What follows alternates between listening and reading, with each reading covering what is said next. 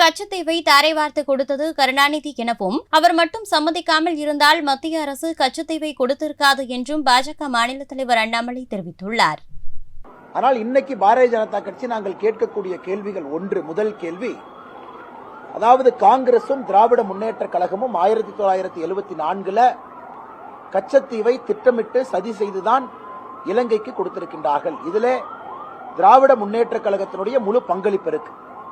இன்னைக்கு வெளியுறவுத்துறை அமைச்சர் திரு ஜெய்சங்கர் அவர்கள் சொன்னது போல 21 முறை தமிழகத்தினுடைய முதலமைச்சர் நாடகத்திற்காக கடிதம் எழுதுறாங்க, கச்சத்தீவை மீட்டு தாருங்கள், கச்சத்தீவை மீட்டு தாருங்கள் என்று. அன்னைக்கு தமிழகத்தினுடைய முதலமைச்சர் கலைஞர் கருணாநிதி அவர்கள் கச்சத்தீவு கொடுப்பதற்கு சம்பந்தம் இல்லை என்று சொல்லி இருந்தால் கச்சத்தீவு மத்திய அரசு கொடுப்பதற்கு வாய்ப்பே இல்லை, கொடுத்திருக்க மாட்டாங்க. ஆனா அவருக்கு பொலிட்டிக்கல் கம்பல்ஷன், பொலிட்டிக்கல் காரணம், அதற்காக சம்மதம் கொடுத்துவிட்டு 21 முறை வெளியுறவுத்துறை அமைச்சர் திரு ஜெய்சங்கர் அவர்களுக்கு கடிதம் எழுதியிருக்கின்றார்கள். இது எங்களுடைய முதல் கேள்வி. அப்பனா உங்களுடைய பங்களிப்புல இருந்திருக்கு. இன்னைக்கு தமிழகத்தினுடைய மீனவ சொந்தங்கள், குறிப்பாக ராமநாதபுரம் பகுதியில் கச்சத்தீவு கொடுத்த பிறகு இந்தியாவினுடைய ஜியோகிராபிக்கல் பவுண்டரி எல்லை சுருங்கி இருக்கிறது. அதற்கு காரணம் மாபெரும் துரோகம் செய்தது காங்கிரசும் திராவிட முன்னேற்ற கழகமும்.